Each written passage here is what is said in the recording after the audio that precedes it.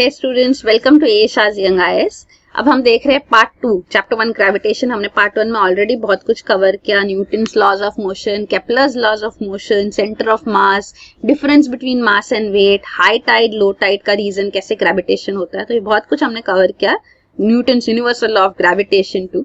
अब हम पार्ट 2 पे जा रहे हैं। इस वीडियो में आगे का चैप्टर कवर करेंगे। तो यहाँ सबसे पहले हम डिस्कस कर रहे हैं ग्रेविटेशनल एक्सेलरेशन। अब एक्सेलरेशन का मतलब हम ऑलरेडी समझ चुके हैं। एक्सेलरेशन का फॉर्मूला भी होता है change in velocity upon time, कि आपका स्पीड वेलोसिटी जो है वो कैसे चेंज हो रहा है। तो अगर आप एक्सेलरेट कर रहे हैं जैसे गाड़ी को, तो आपकी स्पीड बढ़ते जा रही है, उसको एक्सेलरेशन कहते हैं। तो अब ये ग्रेविटेशनल एक्सेलरेशन की बात हो रही है। तो ग्रेविटेशनल एक्सेलरेशन क्या होता है? एक्सेलरेशन ड्यू टू ग्रेविटी, इसको जी, स्मॉल जी सिंबल से डिनोट करते हैं। कैपिटल जी हमने ऑलरेडी देखा है। Capital G is gravitational constant, जो हमारा Newton's universal law of gravitation का फॉर्मूला है, F is equals to capital G m1 m2 upon r square. वो ग्रेविटेशनल कांस्टेंट है, ये स्मॉल जी है। जनरली एक्सेलरेशन को a लिखते हैं, लेकिन अगर एक्सेलरेशन ड्यू टू ग्रेविटी है तो उसको g लिखेंगे। तो what is acceleration due to gravity? यहाँ उसका डेफिनेशन दिया है, टेक्स्ट बुक में से ही है ये। Gravitational force due to the earth on a body results in its acceleration. This is called acceleration due to gravity. Acceleration is a vector quantity, हमने ऑलरेडी देखा है कि ये वेक्टर क्वांटिटी है। स्केलर क्वांटिटी मतलब डायरेक्शन नहीं होता, लेकिन वेलोसिटी, एक्सेलरेशन वेक्टर क्वांटिटीज है, उनमें डायरेक्शन भी इंक्लूडेड होता है। As the gravitational force on an object due to the earth is directed towards the center of the earth, हमने देखा है ग्रेविटी कहां से आती है? सेंटर ऑफ द अर्थ से। Gravitational force centre of the अर्थ से आता है। तो एक्सेलरेशन ड्यू टू ग्रेविटी भी डायरेक्शन उसका है, वेक्टर क्वांटिटी है, डायरेक्शन है। तो डायरेक्शन का है? Directed towards the centre of the earth, vertically downwards. तो ये सिंपल स्टेटमेंट है, आपको टेक्स्ट बुक के स्टेटमेंट से आपको ये याद रखने। ये फोर्स का फॉर्मूला है। Force is mass into acceleration, m into a। SI unit of force is newton और CGS यूनिट इज डाइन्स। अब ये देखो, ये क्या फॉर्मूले है? ये हमने Newton's universal law of gravitation से पढ़ा था। F is equals to capital G m upon r square. तो this is gravitational force of the earth on any object. तो अगर ऑब्जेक्ट का मास स्मॉल m है और अर्थ का मास कैपिटल M है, तो Newton's universal law of gravitation में ये मेंशन्ड है। तो ये, और r is the distance between the two, distance between the centres of the two. तो ये एक फॉर्मूला हमको ऑलरेडी पता है, इसको हमने इक्वेशन नंबर 3 दिया। ये आपके टेक्स्ट बुक में है, पेज नंबर 8 पे, तो आप देख सकते हैं ये वहीं का इमेज है। तो ये एक F का फॉर्मूला है ग्रेविटेशनल फोर्स का। दूसरा फॉर्मूला अभी हमने देखा, force is equals to mass into acceleration, और acceleration due to gravity small g होता है। तो ma की जगह हम यहाँ mg लिख रहे हैं। तो ये हमारा फोर्थ इक्वेशन है। ये दो इक्वेशंस को जब हम इक्वल है, क्योंकि दोनों ग्रेविटेशनल फोर्स है, तो अगर राइट हैंड साइड दोनों का इक्वेट करेंगे तो दोनों में m कॉमन है। तो m दोनों का हमने स्मॉल m हटा दिया, तो बचा g is equals to gm upon r square. सही है। तो अगर ये अभी gravitational acceleration due to gravity का वैल्यू हो गया, acceleration due to gravity is gm upon r square. ठीक है। और इस r स्क्वायर को कैपिटल R क्या कर दिया हमने? क्योंकि r क्या होता है? स्मॉल r क्या है? Distance between the earth, centre of the earth and the centre of the object. अब सेंटर ऑफ द अर्थ से लेके अर्थ सरफेस तक क्या है? रेडियस ऑफ द अर्थ। और फिर वो रेडियस ऑफ द अर्थ से लेके हमारे सेंटर तक, मतलब जमीन से हमारे बीच सेंटर ऑफ मास तक हम अगर देखेंगे वो मेजरमेंट, तो वो तो इतना सा होगा compare to the radius of the earth. तो radius of the earth is 6.4 into 10⁶ metres. तो उसमें इतना सा r हम ऐड करेंगे, वो एडिशनल डिस्टेंस, उससे कुछ फर्क नहीं पड़ेगा। तो स्मॉल r को हम कैपिटल R ही रख सकते हैं। मतलब capital R is radius of the earth, capital M is mass of the earth. तो g is equals to small g, acceleration due to gravity is gm upon r square. तो g भी constant है, mass of the अर्थ भी constant है, r भी constant है। Mass of the अर्थ और radius of the earth actually very करेगा, कैसे हम देखेंगे, क्योंकि एक्सेलरेशन ड्यू टू ग्रेविटी भी वेरी करता है। अगर इस वैल्यू से हम कैलकुलेट करेंगे, g की वैल्यू डालेंगे, m की वैल्यू और r की वैल्यू डालेंगे, तो एक्सेलरेशन ड्यू टू ग्रेविटी जो जनरल होता है वो मिलेगा हमको। ये देखो, ये सब मास of the earth capital M standard value होती है। अप्रोक्सीमेट देखेंगे तो वो 6 इंटू 10⁻24 kg है।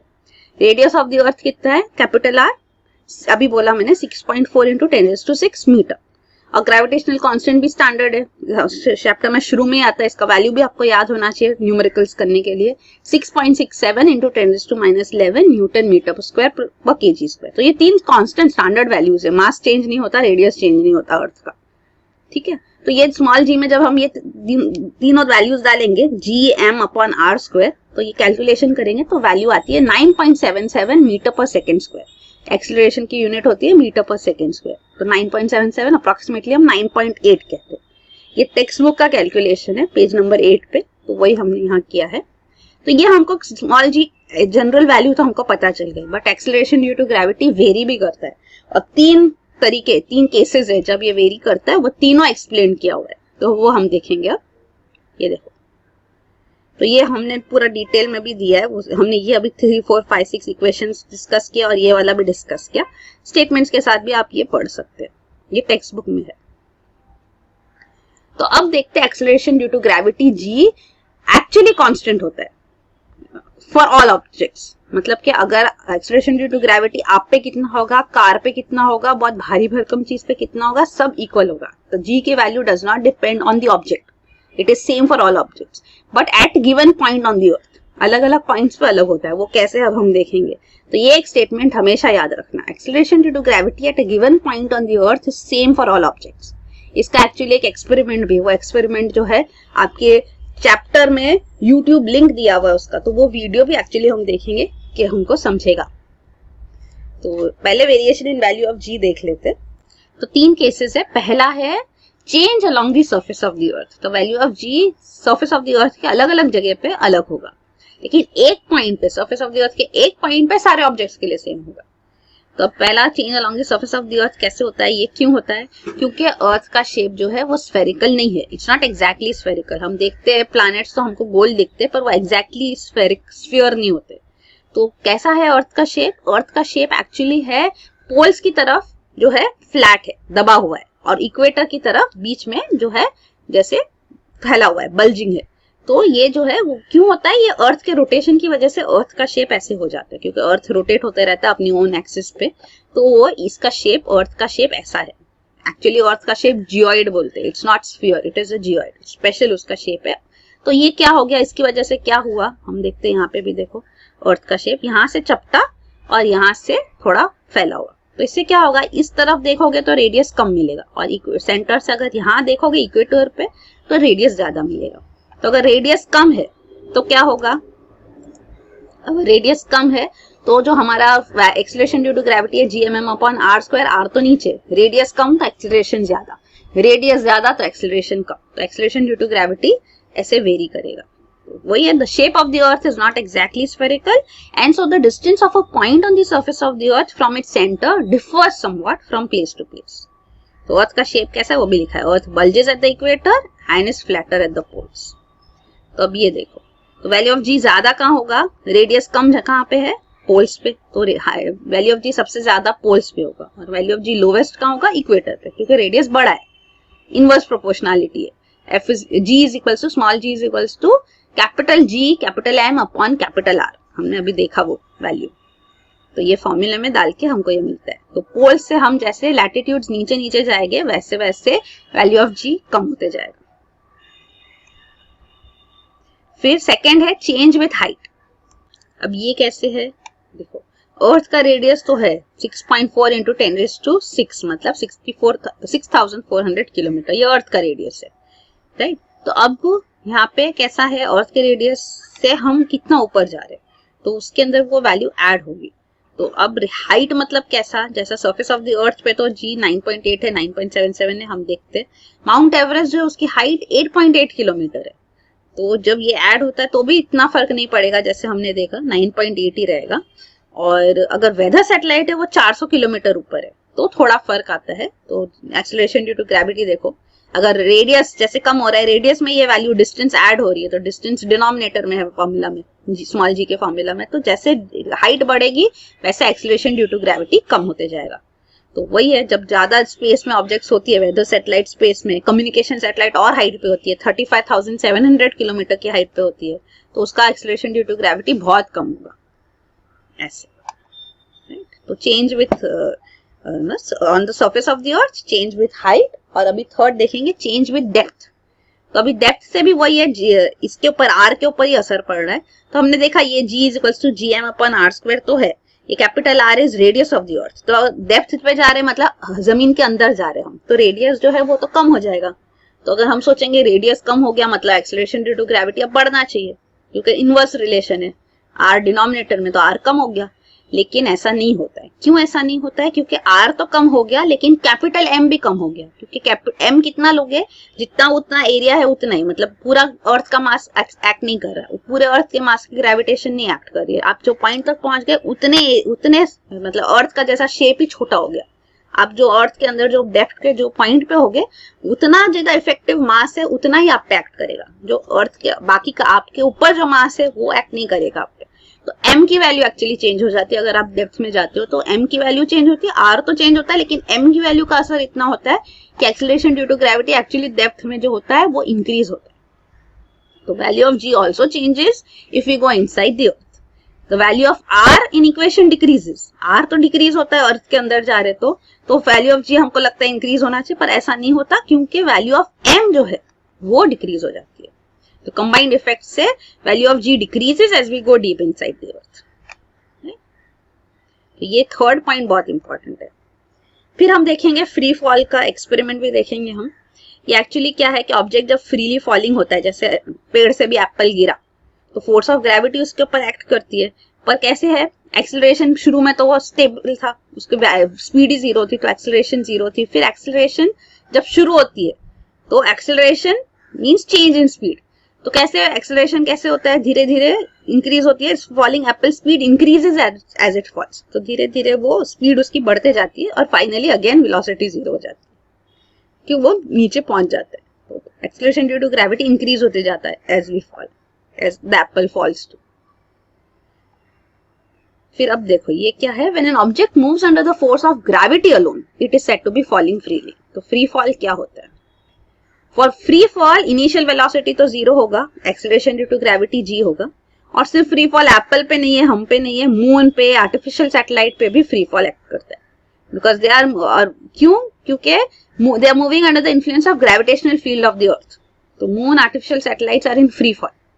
वो एक्चुअली गिरते नहीं है क्योंकि उनका खुद का मास भी, उनकी खुद की ग्रेविटी, तो वो बैलेंस हो जाती है, और जो डिस्टेंस तक बैलेंस होती है वो डिस्टेंस पे वो लोग अर्थ के गोल गोल, अर्थ उनको हर पॉइंट पे खींच रहा है लेकिन वो ट्राई कर रहे जाने का, और वो पॉइंट पे अटके हुए और वो ऑर्बिट में घूमते रहते हैं। तो ये मून आर्टिफिशियल सैटेलाइट्स के लिए है, और हमारे ऊपर भी फ्री फॉलिंग होता है अगर हम पे सिर्फ acceleration due to gravity act कर रही है तो आइडियल केस में फ्री फॉल है, लेकिन प्रैक्टिकल केस में ऑन अर्थ फ्री फॉल नहीं होता क्योंकि एटमॉस्फेयर भी है और हमारे पे और फोर्सेस भी एक्ट करते हैं, जैसे बॉयंट फोर्स वगैरह होता है, तो फ्रिक्शनल फोर्स, तो वो एक्ट करते हैं, जिसकी वजह से सिर्फ एक्सीलरेशन ड्यू टू ग्रेविटी हम पे एक्ट नहीं कर रही है।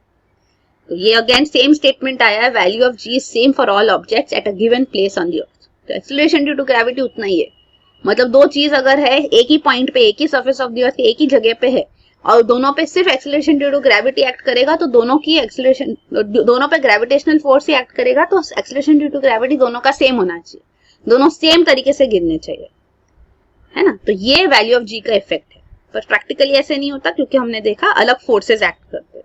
एक्चुअली गैलीलियो ने भी एक एक्सपेरिमेंट किया था ये बताने के लिए, इटली में 1590 में। उन्होंने एक फेदर और एक हैवी स्टोन को, दोनों को एक हाइट से सेम टाइम पे गिराया, तो दोनों पे acceleration due to gravity same होनी चाहिए, तो दोनों सेम टाइम पे आने चाहिए, पर दे do not reach the earth at the same time. पत्थर तो फट से गिर जाएगा, फेदर धीरे धीरे धीरे आएगा।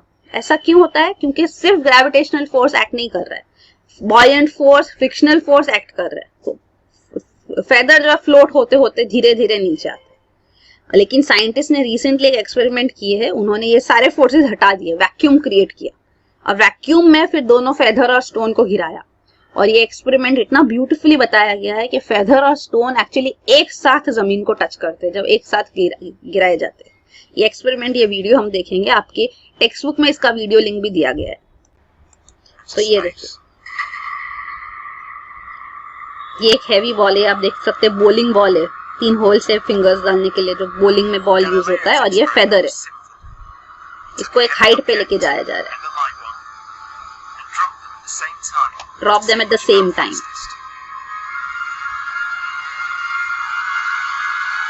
ये तो ये हम एक्सपेक्ट करते हैं बॉलिंग बॉल जल्दी से नीचे आ जाएगा और फेदर्स धीरे धीरे धीरे करके नीचे आएंगे, क्योंकि उन पे दो और फोर्सेस एक्ट करते हैं, buoyant force, air resistance, buoyant force, frictional force.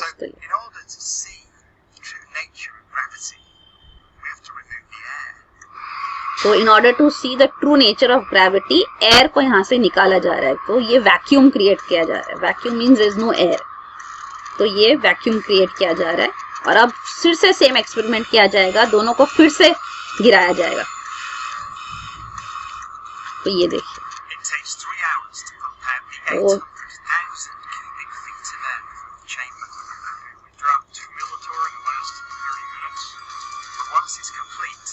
तो ये देखिए अब वैक्यूम क्रिएट हो गया है। अब फिर से एक्सपेरिमेंट होगा और ये स्टार्ट हो रहा है फिर से सेम एक्सपेरिमेंट इन वैक्यूम। तो अभी कोई फ्रिक्शनल फोर्स, बॉयंट फोर्स नहीं होगा। तो अब देखिए क्या होता है।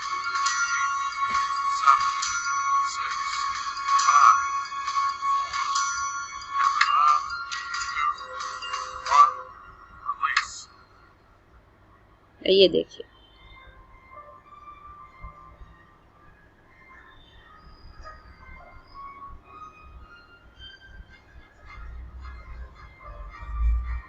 ये वैक्यूम में हो रहा है।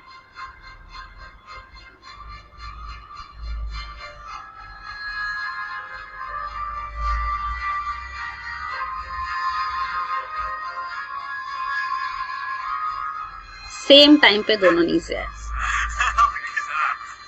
तो आपने देखा ये ब्यूटीफुल एक्सपेरिमेंट कैसे किया गया, and you understood acceleration due to gravity. और हमारा ये एक स्टेटमेंट प्रूव होता है इससे, जो हमारी बुक में लिखा है, the value of g is the same for all objects at a given place on the earth. Right, acceleration due to gravity feather है कि हैवी बॉलिंग बॉल है, सब पे एक्सेलरेशन ड्यू टू ग्रेविटी उतना ही act करेगा। आपको बिल्कुल फिक्र करने की जरूरत नहीं है, आपके सारे सब्जेक्ट्स के सारे चैप्टर्स इजीली कवर हो जाएंगे और ये पूरा कोर्स 6 मंथ्स में कंप्लीट होगा। हमारे जो इस 2 पैटर्न्स में कोर्सेज बनाए गए, एक है स्टिमुलस कोर्स और एक है बूस्टर कोर्स। तो आपको अगर सिर्फ एक्सप्लेनेशंस की जरूरत है तो हमारे स्टिमुलस कोर्स ज्वाइन कर सकते हैं। अगर आपको सिर्फ स्पेसिफिक सब्जेक्ट में हेल्प की जरूरत है तो हमारे स्पेसिफिक सब्जेक्ट ज्वाइन कर सकते हैं। सिर्फ आप साइंस कर सकते हैं, जिसमें साइंस 1 साइंस 2 दोनों कवर होगा। सेकेंड कोर्स है बूस्टर कोर्स, जिसमें आपको कंप्लीट कवरेज मिलेगा, क्योंकि सिर्फ एक्सप्लेनेशन सुनना, सिर्फ डाउट क्लियरेंस करना या टेक्स्ट बुक के क्वेश्चन आंसर्स आपको हम वीडियो पे बता दें, उससे आपकी तैयारी पूरी नहीं होती। आपको टेस्ट देना बहुत जरूरी है। अब आगे बढ़ते हैं। नेक्स्ट टॉपिक है वेटलेसनेस इन स्पेस। तो वेटलेसनेस इन स्पेस होता है, स्पेस पे जब आप होते हो तो वेटलेसनेस आपको फील होता है। सैटेलाइट्स में वेटलेसनेस होता है। एक और अर्थ पे भी एक कंडीशन होती है जब वेटलेसनेस होगा, आप लिफ्ट में हो और गॉड फॉरबिड अगर लिफ्ट का केबल जो है वो कट जाएगा तो पूरी लिफ्ट जो नीचे आएगी उसके ऊपर सिर्फ acceleration due to gravity act करेगा और वही उसी को कहते हैं फ्री फॉल। तो जब ऑब्जेक्ट्स ऑर्बिट में होते हैं, स्पेस में होते हैं, तो उनके ऊपर एयर एटमॉस्फेयर नहीं है, air, frictional force, buoyant force, ये सब फोर्सेस नहीं है। तो जब ऑब्जेक्ट्स ऑर्बिट में होते हैं तो they experience weightlessness, they do not have gravitational force acting on them. तो कोई ग्रेविटेशनल फोर्स भी नहीं, एकदम स्पेस में है तो उनके ऊपर कोई ग्रेविटेशनल फोर्स भी नहीं एक्ट कर रहा।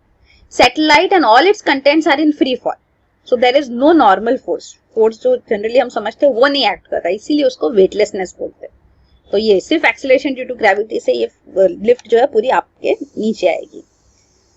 तो ये सैटेलाइट का भी जैसे हमने डिस्कस किया, सैटेलाइट्स अर्थ के राउंड राउंड घूम रहे हैं, जैसे मून इज अर्थ सैटेलाइट, तो it keeps moving around the earth. वो नेचुरल सैटेलाइट है। आर्टिफिशियल सैटेलाइट्स भी स्पेस में लॉन्च किए जाते हैं, वो भी अर्थ के गोल गोल घूमती है।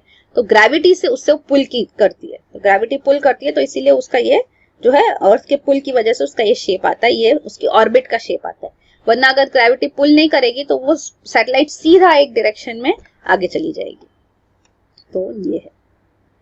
तो हम जब स्पेस स्टेशन पे भी होते हैं तो वैल्यू ऑफ जी कितना होता है, 11% less than the value of g on the surface of the earth. Space station भी स्पेस में इतनी हाइट पे नहीं होता, तो जी की वैल्यू कम होती है, लेकिन it's not outside the earth's orbit, earth's gravitational pull. जब अर्थ ग्रेविटेशनल पुल के बाहर कुछ होगा, मतलब उसको एस्केप वेलोसिटी करके वो अर्थ की ग्रेविटेशनल पुल से आगे चला गया है, तो वो तो स्पेस में जाते ही जाएगा। लेकिन यहाँ पे जो है स्पेस स्टेशन, वो अर्थ के राउंड राउंड घूमते, गोल गोल घूमते हाइट पे, तो उनकी वैल्यू ऑफ जी 11% लेस होती है, मतलब एक्सेलरेशन ड्यू टू ग्रेविटी।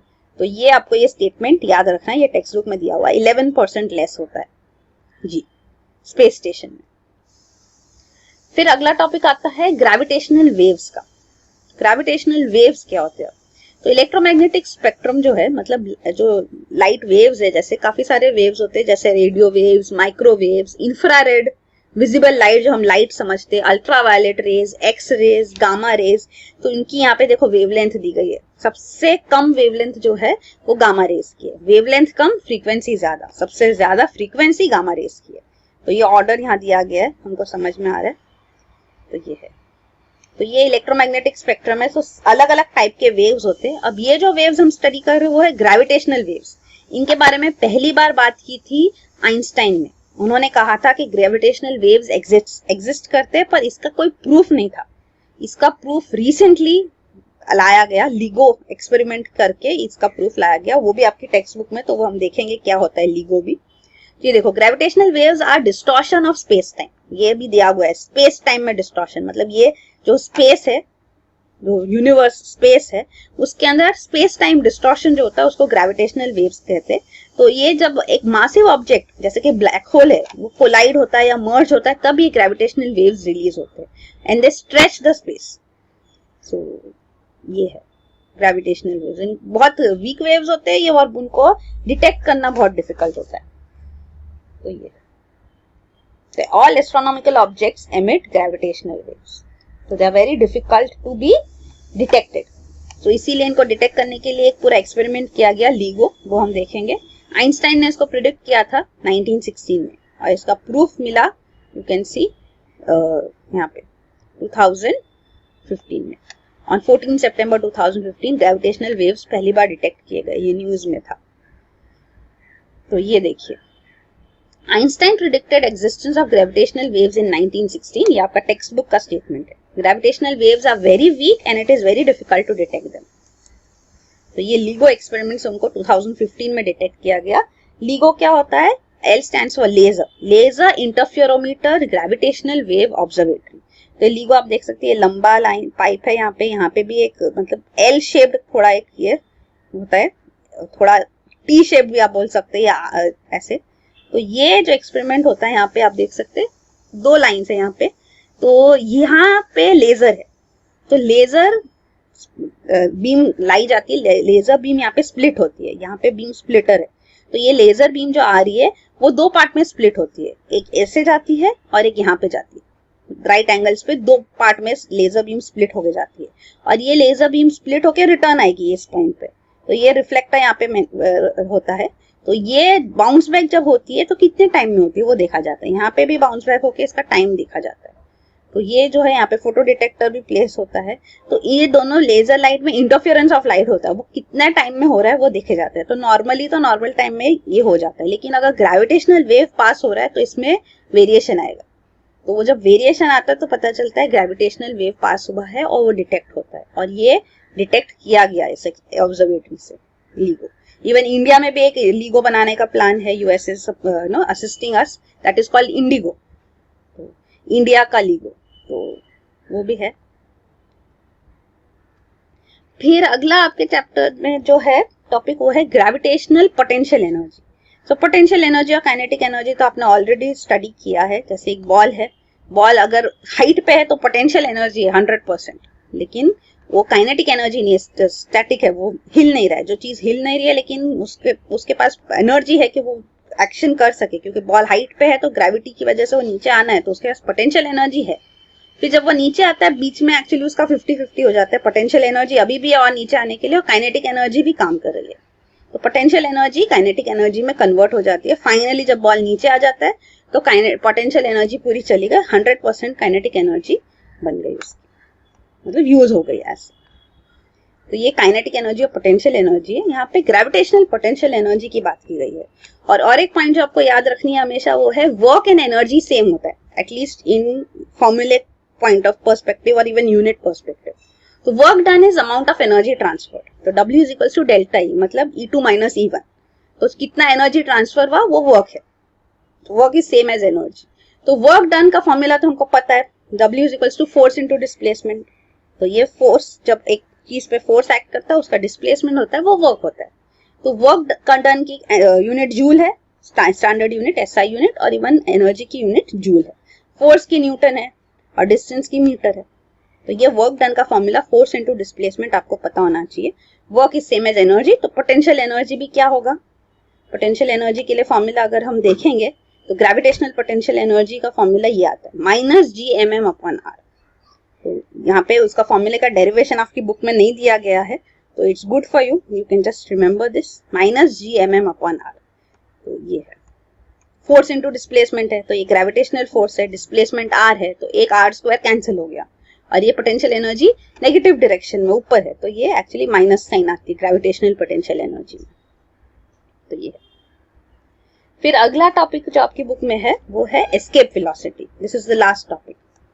तो ये देखो, एस्केप वेलोसिटी हमने ऑलरेडी डिस्कस किया, जब ग्रेविटेशनल पुल के आगे कोई ऑब्जेक्ट चले जाएगा तो वो एस्केप हो जाएगी, तो उसके लिए एक वेलोसिटी चाहिए। अगर अर्थ से कोई चीज को एस्केप करना है, अगर सैटेलाइट को बाहर स्पेस में बाहर जाना है अर्थ की ग्रेविटेशनल फोर्स के आगे, तो उसको एक वेलोसिटी चाहिए जो एस्केप वेलोसिटी, मिनिमम वेलोसिटी उससे ज्यादा चाहिए, depending on how far it wants to go. So minimum velocity with which a body should be projected from the surface of the earth so that it escapes the gravitational field of the earth is called escape velocity. अब ये इसका exact definition आपकी text book में नहीं दिया हुआ है statement, तो आपको ये एस्केप वेलोसिटी का डेफिनेशन बाहर से ही करना है। तो ये बेस्ट डेफिनेशन है आपके लिए, समझने के लिए भी और याद करने के लिए भी, और ये एक्चुअली टेक्स्ट बुक के पीछे सवाल भी है। तो what is escape velocity actually question है, क्वेश्चन नंबर 2B में, तो आपको ये आंसर लिखना भी है, और टेक्स्ट बुक में ये डेफिनेशन नहीं दिया गया। तो ये है, मतलब एस्केप वेलोसिटी सबसे इंपॉर्टेंट वर्ड क्या है यहाँ पे, minimum. Minimum velocity with which a body should be projected, या body should be pushed. Projected मतलब ऊपर भेज रहे हैं हम उसको, projected from the surface of the earth.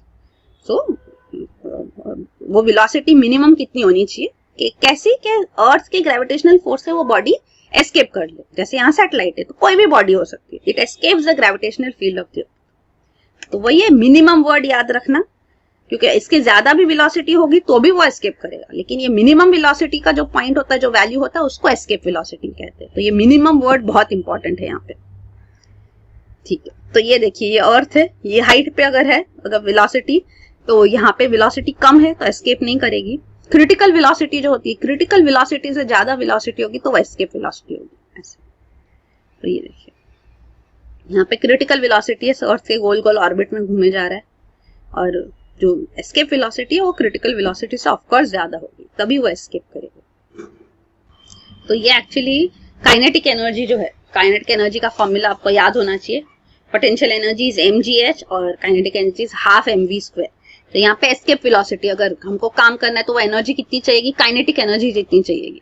तो ½ mv² एक वैल्यू हो गई वर्क की, एनर्जी की। और ग्रेविटेशनल पोटेंशियल एनर्जी हमने ऑलरेडी देखा, gmm/r -gmm/r। तो अभी actually by principle of conservation of energy, kinetic energy plus potential energy should be 0।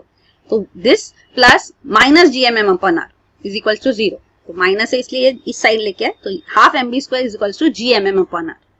ये आपको समझना होगा, ये क्लैरिटी आनी बहुत जरूरी है।